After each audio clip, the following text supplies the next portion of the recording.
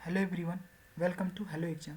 आज मैं आप लोग को इन्वायरमेंट इकोलॉजी का जो पोल्यूशन वाला चैप्टर था वो कंप्लीट हो गया था और उसका जो मिसलेनियस था वो भी पार्ट हो गया। आज मैं आप लोग को जल संरक्षण, वाटर कंजर्वेशन, उसके बारे में बताऊंगा। देखिए देखिए वाटर कंजर्वेशन, जल संरक्षण ना, जल संसाधन। जल एक क्या है? जल इज अ, देखिए जो वाटर वाटर कंजर्वेशन है इसके बारे में अब हम लोग को बताऊंगा। जैविक संसाधन जीव मंडल, किसी भी जैविक जीव और जैविक में प्राप्त किए जा सकते हैं, जैसे वन, पशु, उनसे प्राप्त सकने वाले पदार्थ, जीवाश्म ईंधन जैसे कोयला, पेट्रोलियम आदि वर्ग में सम्मिलित किया जाता है, क्योंकि इसमें विकसित जैविक पदार्थों से बनते हैं। शुद्ध जल जैविक संसाधन नहीं, प्राकृतिक रूप से पृथ्वी पर पाया जाता है, क्योंकि पीने योग्य जल पृथ्वी पर बहुत मात्रा में पाया जाता है। देखिए जो वाटर होता है, वाटर तो अवेलेबल है, लेकिन जो पीने योग्य जल है ये पृथ्वी पर बहुत कम मात्रा में पाया जाता है। तो वाटर एज ए रिसोर्स, तब इसको मानेंगे तो एक उसके कंजर्वेशन के बारे में हम लोग की थिंकिंग और अवधारणा बनेगी। आप लोग समझते हैं कि अब शहरों में मतलब कि पीने का पानी अवेलेबल ही नहीं, क्योंकि ड्यू टू उसमें जो क्योंकि इतनी प्रॉब्लम्स है। गांव में तो अभी भी जैसे नलकूप हैं वो सब अच्छे वाटर देते हैं, लेकिन ये सब समस्या है। तो ये आने वाली एक बहुत भी गंभीर समय, क्योंकि पीने का जो जल है वो लिमिटेड है। इस तरह से अब तो जल दिवस प्रत्येक वर्ष कितना मतलब 22 मार्च को मनाया जाता है।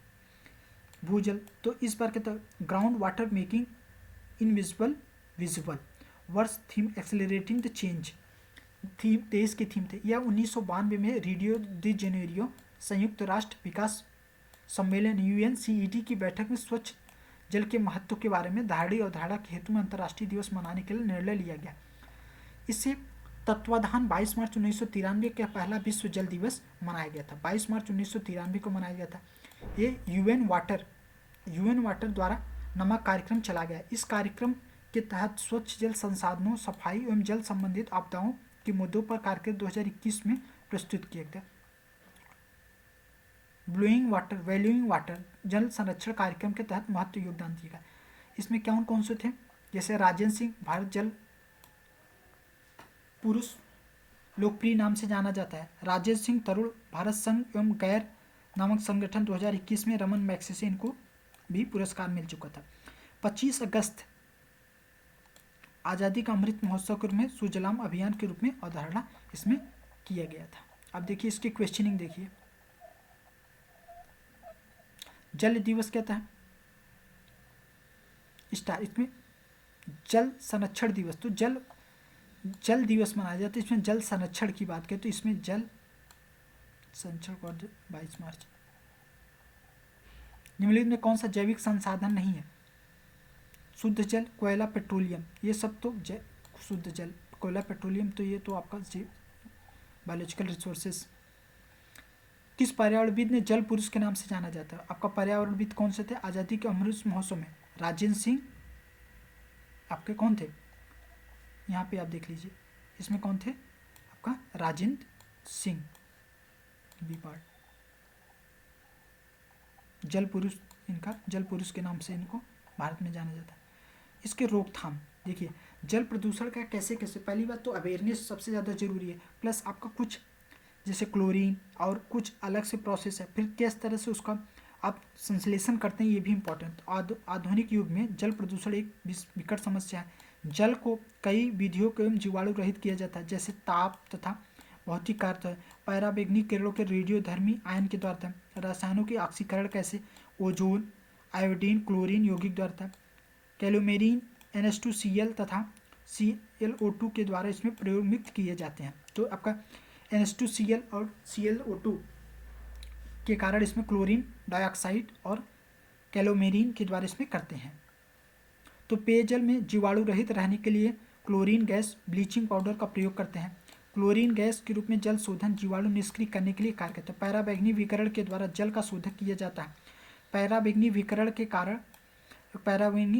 के द्वारा चुंबकीय विद्युत उत्पन्न होता है, जिसमें जल घोलन खतरनाक मतलब क्या है कि आप उसमें लाइटनिंग कर देते हैं, जिसके कारण से उसमें आपको उसमें उत्पन्न करता है। तो इसकी एक जो प्रोसेस है इसके बारे में धातु है। कोलकाता में आर्सेनिक प्रदूषण सबसे ज़्यादा पाया जाता है। तो आपको पता है कोलकाता, बांग्लादेश, बिहार, देखिए अशुद्ध जल लेते हैं जो आप गाँव जब छोटे क्लासों में रहते होंगे तो इस प्रोसेस को अपने फिर टैंक में डालते हैं, फिर फिटकरी का उसमें स्कंदन करते हैं, भारी धातुएं घुलनशील पदार्थ पृथक करते हैं, 1 घंटे के बाद क्लोरिनेशन टैंक करते हैं, प्राइमरी डिसइंफेक्शन करते हैं, फिर सैंड बालू फिल्टर लगाते हैं, और फिर कार्बन फिल्टर लगाते हैं, फिर उसको माइक्रो फिल्टर लगाते हैं, उसके बाद फिर आपको यूवी डिसइंफेक्शन करते हैं, फिर पानी की बोतल में पैकिंग करते हैं। तो ये आपका जो शुद्ध मिनरल वाटर पानी की बोतल की फिल्टिंग है, इस तरह से इसमें टैंकर इतना शुद्ध जल, फिटकरी स्कंदन, क्लोरोफिलिनेशन, सैंड बालू फिल्टर, कार्बन फिल्टर और माइक्रो फिल्टर लगा करके, इतना फिल्टर लगा करके तब जाके उसमें इसको जो मेजर करते हैं उसको TDS,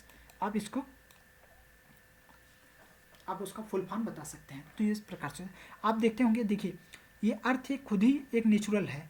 अर्थ लीजिए, अर्थ में पानी डालें, जब वो बहुत मात्रा में पानी है तो नीचे रिस करके शुद्ध जलता है, क्योंकि ऊपर धीरे धीरे। और ये देखिए आपको मैं बताता हूँ, वाटर जो होता है, moving water always good than a cold. जैसे जो पानी रुक गया उसमें समस्या आ सकती है, उसमें बैक्टीरिया इन्फेक्शन होता है, लेकिन जो रनिंग वाटर होता है उसमें वो रनिंग वाटर है तो वो धीरे धीरे जाते जाते शुद्ध हो जाता है। अब जैसे गंगा जो आती है वो पहाड़ों से आती है तो वो मेडिकल हर्ब्स पाए जाते हैं, तो उससे क्या होता है उसमें शुद्धिकरण, उसमें वाटर बढ़ जाते हैं। स्टार्टिंग फेज हिमालयन रीजन में रहता है, और यहाँ आकर के जो गंगा कानपुरी यहाँ जाकर के जल को उसको ग्रहण करते हैं, तो दैट इज़ उनको गंगा जल नहीं उसको ग्रहण करना चाहिए, वो हानिकारक है। उसमें क्या रहता है, जो हिमालय पर्वत उसमें बैक्टीरियोफेज वायरस मतलब पाया जाता है, जो आपका जो एक एंटी बैक्टीरियल का काम करता है, जो आपको लिए फ़ायदा करता है, जो हिमालय वाला है, क्योंकि वहाँ पर प्योर फॉर्म में रहता है। लेकिन ये जो आपका गंगा कानपुर, आपका प्रयागराज क्षेत्र में पाते हैं तो ये नहीं करता। उल्लेखनीय है कि शहरी क्षेत्र में जल संबंधित अपशिष्ट पुनर्चक्र किया जाता था, जो इसमें आपका मल मूत्र करते तो उसको लिए संरक्षण करते हैं। अपशिष्ट जल प्रबंधन राष्ट्रीय जल मिशन के महत्वपूर्ण भूमिका निभा सकती है। मतलब लोग अलग अलग स्कीम चलाते हैं, जैसे आप देखे होंगे जो आपका बटालियन होते हैं, मिलिट्री वाले भी जल संरक्षण करते हैं, विभिन्न तरह के NGO चलाते हैं, जल पर्याप्त वैकल्पिक विषय करते हैं, लाकर के समुद्री जल का प्रयोग करते हैं। अब देखिएगा जैसे आप जगह दुर्गा पूजा चलता है या नवरात्र का सीजन चलता है, तो पहले नदियों में प्रवाहित की जाती थी 9 दिन के बाद मूर्ति को, अब सरकार ने उसको बैन किया है। मतलब छोटे छोटे पॉन्ड को डेवलप कर करके उसमें आर्टिफिशियली आप कर सकते हैं। तो क्या इसी तरह से तो प्रदूषण होगा, लेकिन भी अभी भी भारत में बहुत सी बुराइयां हैं और अंधविश्वास है, लोग चलता रहता है जो जैब निकालने के लिए था। 30 जून 2008 में जलवायु परिवर्तन के क्या national action plan for climate change NPCC के तहत आरंभ किया गया था राष्ट्रीय जल मिशन। इस कार्य योजना में एक इंटीग्रेटेड वाटर रिसोर्स मैनेजमेंट बनाया गया है। यह राष्ट्रीय जल मिशन के 5 लक्ष्यों को निर्धारित करता है। इसमें कौन कौन से हैं? बेसिन स्तरीय प्रबंधन, जल उपयोग की कुशलता, 20% की बढ़ोतरी, अतिदोहन पर ध्यान, जल संरक्षण और पब्लिक डोमेन पर निर्धारण करता है।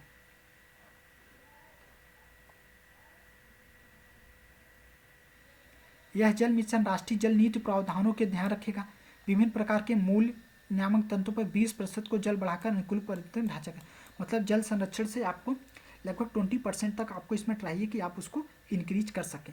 जल प्रदूषण निवारण के लिए अधिनियम 1974 में अधिनियम में पारित किया गया, उसमें 1988 में संशोधित किया गया। Water prevention and control of pollution set 1997 में लागू किया गया। इस अधिनियम में तात्कालिक कश्मीर राज्य में नहीं था, किंतु वर्तमान अधिनियम में पूरे देश में लागू है।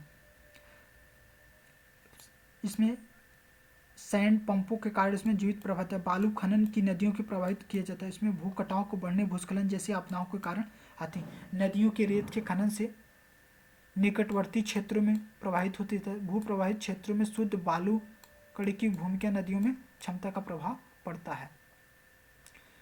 पीने के पानी में शुद्ध करने के लिए निम्नलिखित गैसों में से किसका प्रयोग लाया गया है? तो इसमें क्लोरीन का आप ला सकते हैं। जो पीने का पानी रहता है उसमें क्लोरीन जब शुद्ध करने के लिए। अब देखिए राष्ट्रीय जल मिशन के संदर्भ में यह पूर्णतः लागू किया गया। तो इसमें आप क्या क्या देख सकते हैं? यह शहरी क्षेत्रों में जल आवश्यकताओं की आपूर्ति को पुष्ट करने के लिए करता है, यस। ऐसे समुद्र तटीय शहर जिनके पास जल अपर्याप्त वैकल्पिक स्रोत है उनकी आवश्यकताओं को पूर्ति करने के लिए प्रौद्योगिकी लाकर की जा सकती है, यस। हिमालय को उद्यमी नदियों के प्रायद्वीप जोड़ा जाएगा। सरकार कृषक भैल निकालने के लिए बोरिंग, ऐसा कुछ नहीं है। जो जल जीवन मिशन है इसके शहरी क्षेत्रों में जहां आवश्यकता की अशांति है उनकी पूर्ति करने के लिए।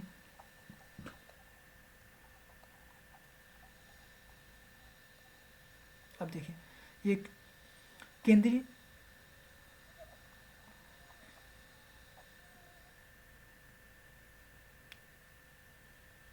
केंद्रीय भूजल प्राधिकरण CGW भारत में 36% के जिलों में ओवर रिलैक्सेटेड और संकटपूर्ण ओवर एक्सप्लॉइटेड और क्रिटिकल में अंकित किया है ना।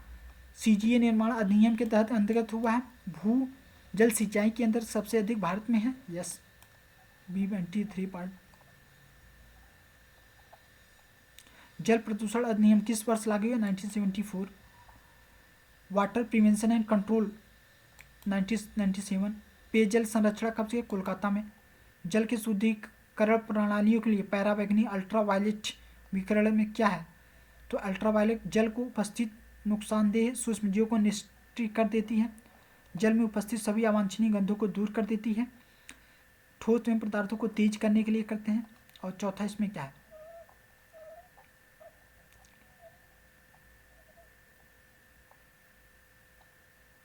अच्छा, इसमें चौथा वाले स्टेट में नहीं, तो इसमें वाले में क्या आता है? ये पहला वाला ही पार्ट इसमें रहेगा, चौथा स्टेट में नहीं। जल में उपस्थित नुकसानदेह सूक्ष्म जीवों को निष्क्रिय करते हैं। भाई किसी को आप वार में क्यों करते हैं? उसमें जो छोटे छोटे कण होते हैं एंटी बैक्टीरियल रहते हैं उनको डिस्ट्रॉय करने के लिए यूवी रेज का प्रयोग करते हैं। निम्नलिखित में कौन सा जोड़ जीवाणु मुक्त करने के लिए प्रयुक्त होता है? जो जीवाणु मुक्त करने के लिए आपका ओजोन, क्लोरो, मैरीन क्लोरोडाइऑक्साइड, ये सभी करते हैं। निम्नलिखित में से कौन सा बहुत अधिक बालू खनन का प्रयोग भेदन करता है? तो नदी लवणता को कमी के लिए, भौम जल प्रदूषण के लिए, भौम जल स्तर को नीचे लाने के लिए। इसमें कौन सा आपका BN223 पार्ट।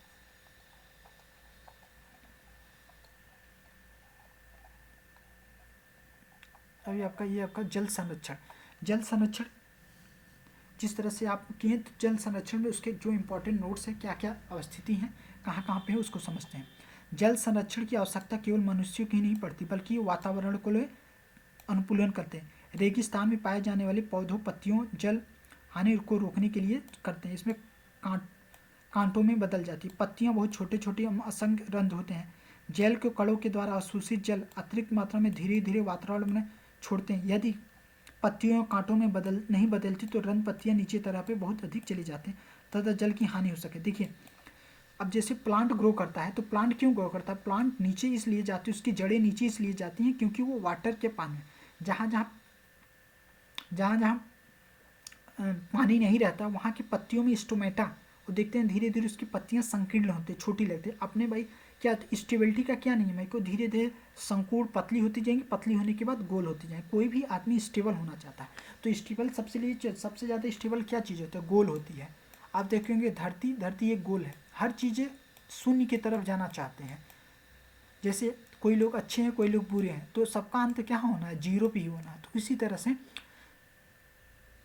ये सब एक तरह से पृथ्वी से जल प्रचुर मात्रा में वन्य उत्पत्ति पाया जाता है। इसके भी आपका फरवरी 2000 में राष्ट्रीय झील परियोजना का स्टार्ट किया गया। उल्लेखनीय है कि मंत्रिमंडल 2021 में झीलों के बारे में बताया। अब जो इंपॉर्टेंट झीलें हैं उसके बारे में बताता हूँ। जैसे डल झील JNK में, चन्ना झील हासन, बेंगलुरु झील कर्नाटक में, सागर रानी तालाब शिवपुरी झील मध्य प्रदेश, पुवाई झील केरलाई महाराष्ट्र।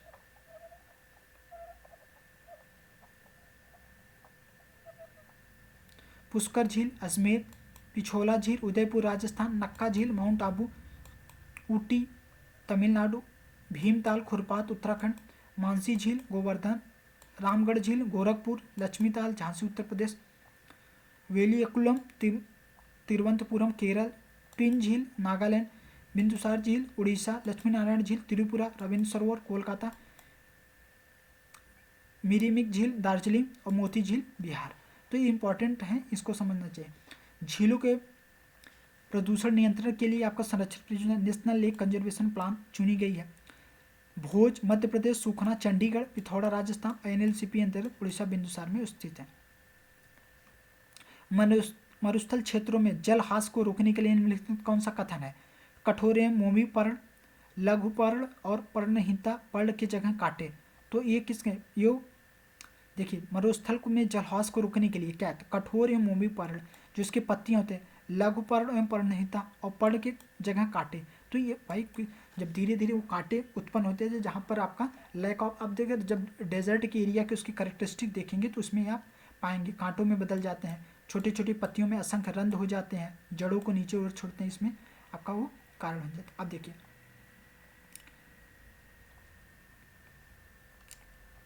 प्रदूषण नियंत्रण के लिए राष्ट्रीय झील संरक्षण योजना के अंतर्गत निम्न शहरी क्षेत्रों में पड़ने वाले जलमग्न की भूमि में चुना गया है। तो कौन कौन से जल भूमि में चुना गया है? भोज मध्य प्रदेश, सुखना चंडीगढ़ और आपका चिल्का पिछोला राजस्थान। ये आपका D part. National lake conservation plan निम्नलिखित झीलों में से किसको अभी हाल में राष्ट्रीय झील संरक्षण परियोजना के लिए अंतर्गत चुना गया? तो आपका राष्ट्रीय झील परियोजना का उस समय के लिए भीमताल। इसमें आप लेटेस्ट देखेंगे इसमें क्या क्या क्वेश्चनिंग है। डल झील JNK, चन्ना झील हासन, सागर झील मध्य प्रदेश, पोवाई झील महाराष्ट्र, पुष्कर झील अजमेर, पिछौला झील उदयपुर, नक्की झील तमिलनाडु, भीमताल उड़ीसा, मानसी झील गोवर्धन, रामताड़ झील गोरखपुर, लक्ष्मीताल झील झांसी। निम्नलिखित में से कौन सा वाटर सेट विकास परियोजना के लिए केंद्र सरकार का द्वारा प्रायोजित जिसका उद्देश्य ग्रामीण आबादी को पानी संरक्षण के लिए सक्षम बनाना है? तो इसमें कौन सा है आपका? हरियाली